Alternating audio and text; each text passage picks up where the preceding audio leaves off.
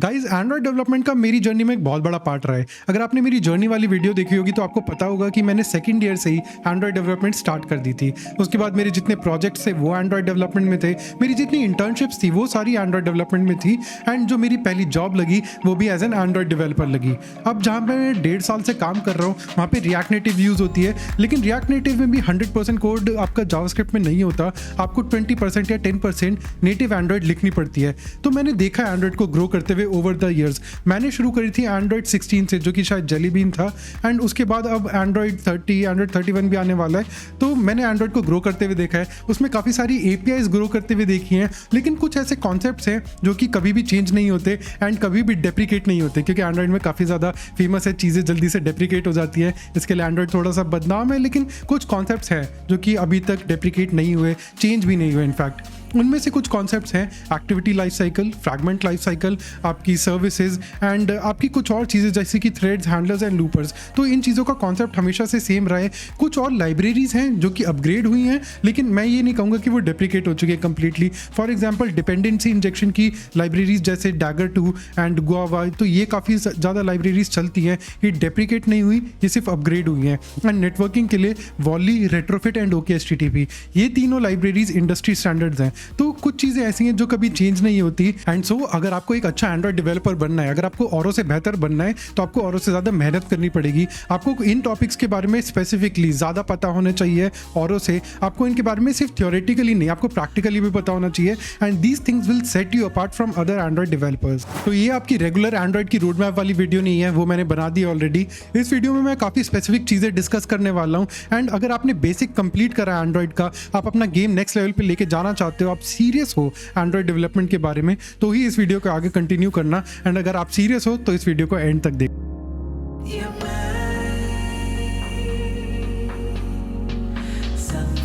So now let's dive straight into the topics, and the first topic is activity life cycle या फिर fragment life cycle या फिर view life cycle। जितनी भी life cycles हैं ये बहुत ज़्यादा इंपॉर्टेंट है। ये मैं अपनी दर्जनों वीडियोस में बता चुका हूँ कि life cycle is something you cannot miss out on if you want to be a good Android developer। ये एक ऐसा टॉपिक है जो आपकी प्रैक्टिकल में भी काम आएगा, यानी कि आप जो डेली डेवलपमेंट करते हो उसमें बहुत ज़्यादा काम आने वाला है। अगर आपकी कोई कंसेप्चुअल एरर्स आते हैं तो वो आपको अगर इंट्रिकेसीज पता होंगी लाइफ साइकिल्स की तो वो आप कैच कर लोगे। Obviously I am speaking about अगर कॉन्सेप्चुअल एरर्स आपकी लाइफ साइकिल में आते हैं तो आप उन्हें पकड़ पाओगे। कंपाइल टाइम और रन टाइम एरर्स हो सकता है शो अप ना करें, लेकिन अगर आपको कंसेप्चुअली पता है कि लाइफ साइकिल में क्या हो रहा है, कौन सा मेथड कब कॉल होता है, तो अगर कोई बग आता है तो आप उसे पकड़ पाओगे। एंड एक ऐसा टॉपिक भी है जो आपके इंटरव्यूज में भी काफ़ी ज़्यादा काम आएगा। जितने भी एंड्रॉइड डेवलपर इंटरव्यूज होते हैं वो स्टार्ट ही से होते हैं कि tell me about activity life cycle. तो life cycle is very important and you can not miss out on if you want to be a good Android developer. आपको methods पता होने चाहिए, क्या क्या कॉल होते हैं, कब कॉल होते हैं, यानी कि सीक्वेंस पता होना चाहिए, सारे सिनेरियोज की सीक्वेंस पता होने चाहिए, एंड आपको ये भी पता होना चाहिए कि ऑन स्टार्ट और ऑन रिज्यूम में फ़र्क क्या है, एंड ये कब कब कॉल होते हैं, एंड इनकी यूटिलिटीज़ क्या है। यानी कि जो ब्रॉडकास्ट लिसनर्स हैं वो सिर्फ ऑन स्टार्ट में क्यों रजिस्टर कर जाते हैं एंड ऑन रिज्यूम में क्यों नहीं।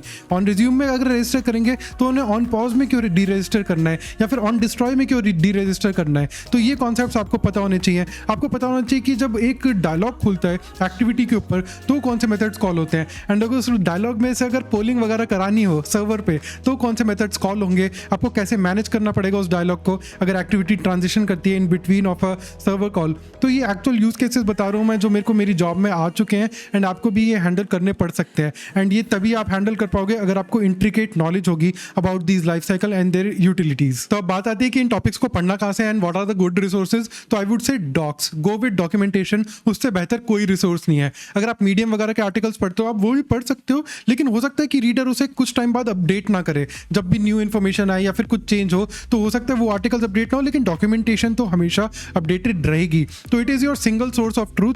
आप डॉक्यूमेंटेशन से कतराओ मत, क्योंकि मेरे को पता है बहुत लोग कतराते हैं उससे, मैं भी डरता था क्योंकि उसमें बहुत ज़्यादा बड़े बड़े टेक्स्ट होते हैं, इमेजेस वगैरह नहीं होती इतनी समझाने को। ऑल्दो अब तो डॉक्यूमेंटेशन काफ़ी ज़्यादा अच्छी हो चुकी है एंड्रॉइड की। जब मैंने शुरू करा था तो बहुत ही बेकार थी, सिर्फ वहाँ पर टेक्स्ट होता था, लेकिन अब अच्छी हो चुकी है, फिर भी बहुत ज़्यादा टेक्निकल है।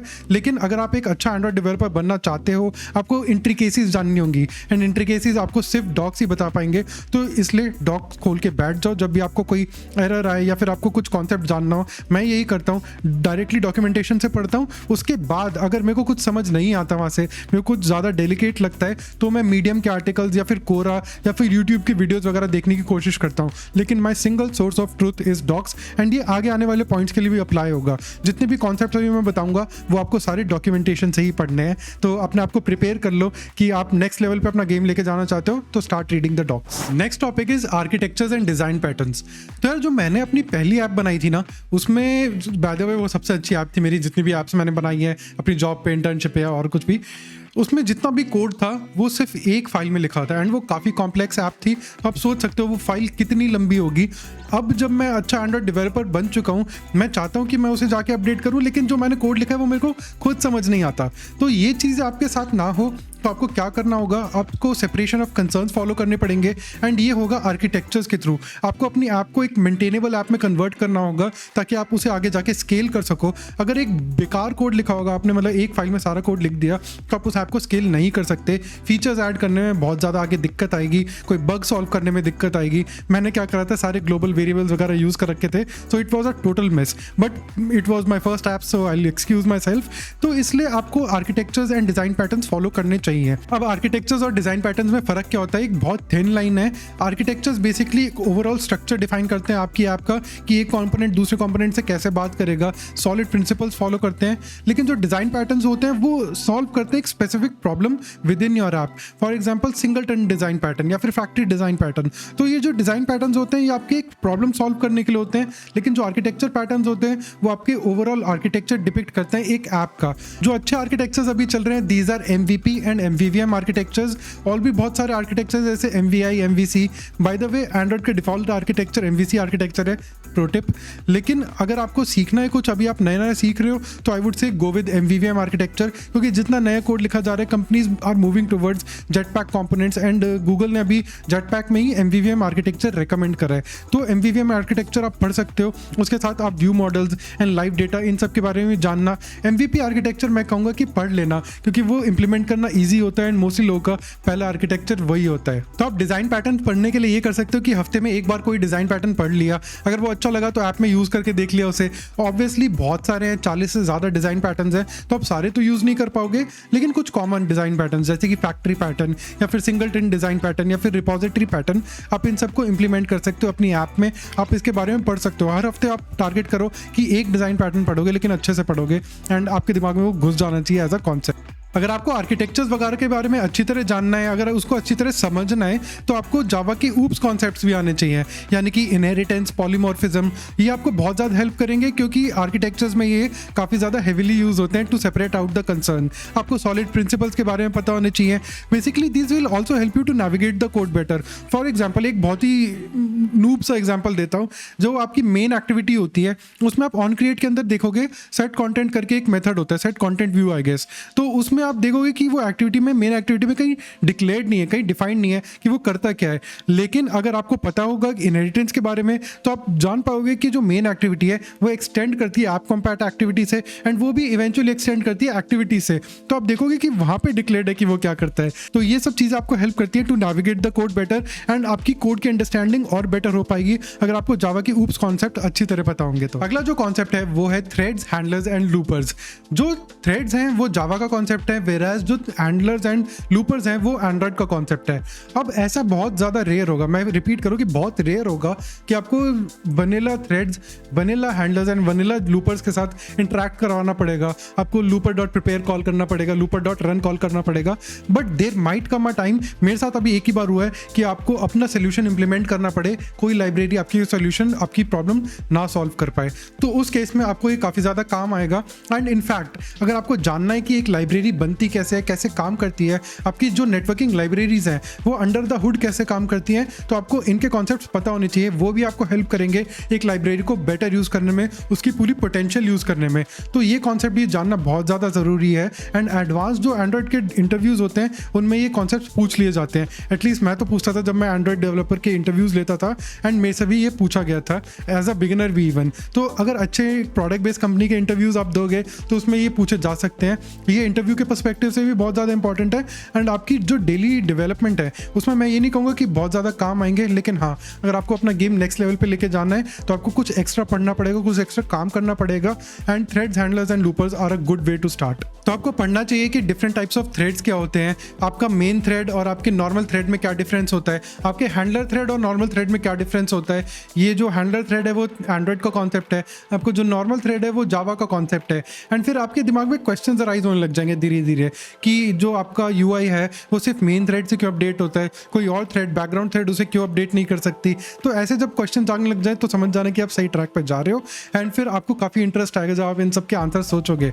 आप देखना कि एक हैंडलर कितनी थ्रेड पे मैसेजेस पोस्ट कर सकता है, लूपर जो होता है उसका प्रिपेयर मेथड क्या करता है, उसका रन मेथड क्या करता है, एंड लूपर का इवेंचुअली काम क्या होता है। एक लूपर क्या मल्टीपल थ्रेड से बात कर सकता है, क्या एक थ्रेड जो एक हैंडलर है वो मल्टीपल थ्रेड पे पोस्ट कर सकते हैं, मल्टीपल लूपर्स पे पोस्ट कर सकते हैं, मैसेज क्या होता है, मैसेज क्यू क्या होती है। तो ये सब कॉन्सेप्ट्स आपको पढ़ने चाहिए। मैं कुछ अच्छे आर्टिकल्स लिंक कर दूंगा डिस्क्रिप्शन में, आप वो जाके चेकआउट कर सकते हो, बट आई वुड से कि इन चीज़ों में डाइव करो। जैसे जैसे आप आर्टिकल्स पढ़ोगे आप और डीप घुसते चले जाओगे, फिर आपका धीरे इंटरेस्ट बनेगा कि आप कमांड क्लिक करके एंड्रॉइड स्टूडियो जो एडिटर है उसमें जाके आप और डीप डाइव करने लग जाओगे। अभी आगे जाके पढ़ेंगे उसके बारे में, आप बताऊंगा मैं कि वो कैसे करना है। तो ये सब चीज़ें आपको काफ़ी ज़्यादा आपको मज़ा आने लग जाएगा एंड्रॉइड डेवलपमेंट में, and they will enhance your Android development learning experience as well as your development experience. So the next concept is custom views and animations. तो कस्टम व्यूज आपके तब काम आते हैं जब एंड्रॉइड के डिफॉल्ट व्यूज आपकी नीड सेटिस्फाई नहीं कर पाते, तो आपको एक कस्टम व्यू बनाना पड़ता है। आपको पढ़ना होगा कि कस्टम व्यूज बनते कैसे हैं, एक व्यू की लाइफ साइकिल क्या होती है। ये बहुत ज़्यादा इंपॉर्टेंट है। जब भी आप कस्टम व्यू बनाते हो उसमें आपको ऑन मेजर और ऑन लेआउट में डिफरेंस पता होना चाहिए। आपको पता होना चाहिए जब आप रिक्वेस्ट लेआउट कॉल करते हो तो कौन से मेथड्स ट्रिगर होते हैं, एंड फिर इनवैलिडेट करते हो तो कौन से मेथड्स ट्रिगर होते हैं, एंड इन दोनों में और क्या डिफरेंसेस होते हैं। काफ़ी ईजी है कि अगर आप ऑन ड्रॉ में कोई ऑब्जेक्ट बनाते हो तो आपका आउट ऑफ मेमोरी एरर आ जाए, आपका कस्टम व्यू इनएफिशिएंट हो, तो आपको उससे ही बचना है। कस्टम व्यू आपको अपना बहुत ज़्यादा एफिशिएंट बनाना पड़ेगा if you want to make a really good custom view and make it really perfect. अब एनिमेशंस की बात करूँ तो एनिमेशंस तो आपको पता ही है क्या होते हैं, लेकिन एंड्रॉइड में एनिमेशंस थोड़ा पेन पॉइंट है। अगर मैं कंपेयर करूँ रिएक्ट नेटिव से या फ्लटर से तो एंड्रॉइड के एनिमेशन एपीआई बहुत ज़्यादा अच्छी नहीं है, एंड इसलिए बहुत ज़्यादा लोग उससे डरते हैं। उसमें आपको पढ़ना होगा वैल्यू एनिमेटर के बारे में, एटम एनिमेटर के बारे में, एंड ऑनेस्टली बताऊँ कि मैंने जितनी भी अपनी एनिमेशन वगैरह करी है वो मैंने लाइब्रेरीज यूज़ करके करी है, जैसे कि लॉटी वगैरह। मैं भी एंड्रॉइड में एनिमेशन में इतना अच्छा नहीं हूँ, ऑल्दो मेरे को पता है कि एनिमेशन की बहुत ज़्यादा वैल्यू है, इसलिए मैंने इस टॉपिक को यहाँ पे इंक्लूड करा है। लेकिन मैं अपफ्रंट बता रहा हूँ कि मैंने एंड्रॉइड की जो एनिमेशन एपीआई उसको अच्छी तरह एक्सप्लोर नहीं करा।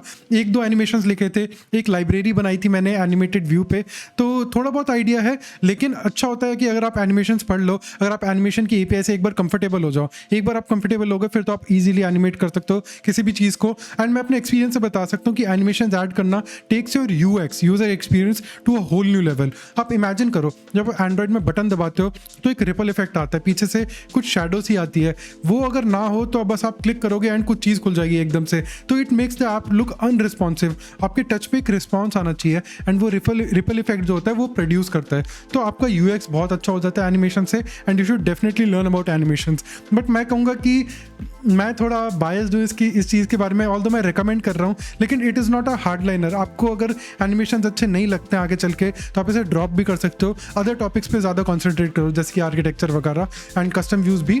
एनिमेशन को आप फिर भी छोड़ सकते हो, बट अगर पढ़ लो तो बेटर ही है। नेक्स्ट कॉन्सेप्ट इज, एंड मैं तो इसे कॉन्सेप्ट भी नहीं कहूँगा, आई वुड से it is a ritual, it is a practice, it is read more code. आप और कोड पढ़ना स्टार्ट कर दो, अच्छा कोड पढ़ना स्टार्ट कर दो, आप दूसरों का कोड या फिर ओपन सोर्स कोड पढ़ना स्टार्ट कर दो, आप जो लाइब्रेरीज यूज़ करते हो पॉपुलर उनका कोड, उनके इंटरनल्स पढ़ना स्टार्ट कर दो। जब मैंने अपना इंटर्नशिप का इंटरव्यू दिया था, एक अच्छी प्रोडक्ट बेस्ड कंपनी में दिया था, और वहाँ के एक सीनियर सॉफ्टवेयर इंजीनियर ने मेरा इंटरव्यू लिया। मैं नया नया आया था, मैंने वहाँ पे सब कुछ बग दिया कि मैं ये यूज़ करता हूँ, ये लाइब्रेरी यूज़ करता हूँ। उन्होंने मुझसे कहा जो तुम ये ग्लाइड लाइब्रेरी यूज़ कर रहे हो इमेज लोडिंग के लिए, ये इंटरनली कैसे काम करती है। जब आप रिसाइकलर व्यू में इमेजेस लोड कराते हो तो ऐसा कैसे होता है कि जो बाद में इमेजेस आती हैं वो पहले लोड होती है, यानी कि जो आप इमेज देख रहे हो वो पहले लोड हो रही है बजाय कि ऊपर की या फिर स्क्रीन पे जो नहीं है। तो ये चीज़ें कैसे होती हैं, लेजी लोडिंग कैसे काम करती है। उन्होंने मुझसे ये सब चीज़ें पूछी। मैंने कहा यार मेरे को तो ये नहीं पता, मैं तो ग्लाइड डॉट विद दिस करके लोड करा देता हूँ इमेज। वो कहते हैं यही दिक्कत है, तुम्हें नहीं पता कि इंटरनली ये चीज़ें काम कैसे करती हैं, एंड अगर कल को हम लाइब्रेरी हटा दें या फिर हम सोचे कि कुछ इंटरनली बिल्ड करना है, तो वो तुम वहाँ पे अटक जाओगे, तुम्हारे हाथ पैर फूल जाएंगे क्योंकि तुमने इतना अच्छा कोड कभी पढ़ा ही नहीं। तो start reading more code, start reading open source code. मैं कुछ अच्छी लाइब्रेरीज लिंक कर दूंगा डिस्क्रिप्शन में, आप वो जाके पढ़ सकते हो। अब आप शायद लाइब्रेरी का कोड कहीं डायरेक्टली यूज भी ना करो जो इसके इंटरनल्स हैं, लेकिन it will sharpen your brain. जैसे आप डीएसए पढ़ते हो, आप बाइनरी सर्च कभी लिखते नहीं हो, डीएसए आपका हेल्प करता है to sharpen your brain, obviously interviews crack करने में, but it's main purpose is to sharpen your brain, आपकी प्रॉब्लम सॉल्विंग स्किल्स देखना। तो वैसे ही कुछ हद तक आपकी जो ओपन सोर्स आप पढ़ोगे, it will help you sharpen your brain. आपको याद रहेगा कि यार मैंने ऐसा कोई सोल्यूशन देखा था किसी उस लाइब्रेरी में, मेरे को सेम प्रॉब्लम आ रही है तो मैं उसे उस तरह सॉल्व कर सकता हूँ। तो it is sharpening your Arsenal, आपका आर्सनल बिल्ड करने में भी ये काफ़ी ज़्यादा काम आएगा। तो आई वुड से कि ओपन सोर्स कोड पढ़ना स्टार्ट कर दो।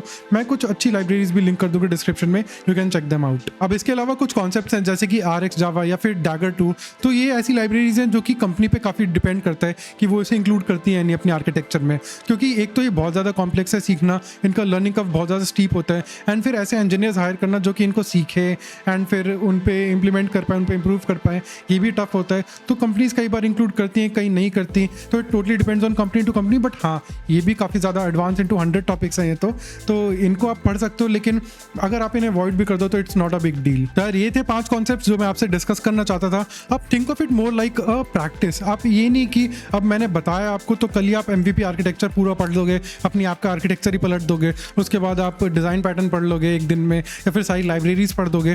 तो consider it more of a practice. आपके पास खाली टाइम हुआ, अपने ग्लाइड लाइब्रेरी का खोल लिया, सोर्स खोल लिया, देख लिया कैसे इंप्लीमेंट हुई है, या फिर आपने कोई आर्किटेक्चर पैटर्न पढ़ लिया, तो कंसिडर कि ये इसमें टाइम लगेगा, ये एक प्रोसेस है, एंड इसके रिजल्ट्स आपको ओवर द टाइम दिखेंगे। साल भर बाद, 1.5 साल बाद आपको दिखेगा कि आपकी काफ़ी ज़्यादा नॉलेज बढ़ चुकी है, कोई प्रॉब्लम आती है तो आप इसे ईजिली सॉल्व कर पाते हो। उस टाइम आपको पता लगेगा कि इतना पढ़ने का फ़ायदा क्या हुआ है। आपको ऐसा नहीं कि सिंगल शॉट में ये इंप्लीमेंट करना है या फिर डायरेक्टली इसमें डाइव करना है, तो आप अपना टाइम लो, इसको एक प्रोसेस की तरह समझो एंड इस पर डेली बिल्ड करो। तो यही था इस वीडियो के लिए। अगर पसंद आई हो तो लाइक कर देना, दोस्तों के साथ शेयर कर देना, एंड जल्दी 5000 होने वाले हैं, मैं एक गिव अवे भी अनाउंस कर दूंगा। जल्दी से चैनल को सब्सक्राइब कर दो ताकि अगली जो वीडियो डालूँ उसकी भी नोटिफिकेशन आपको एकदम आ जाए। Thank you so much for watching and I will see you in the next video.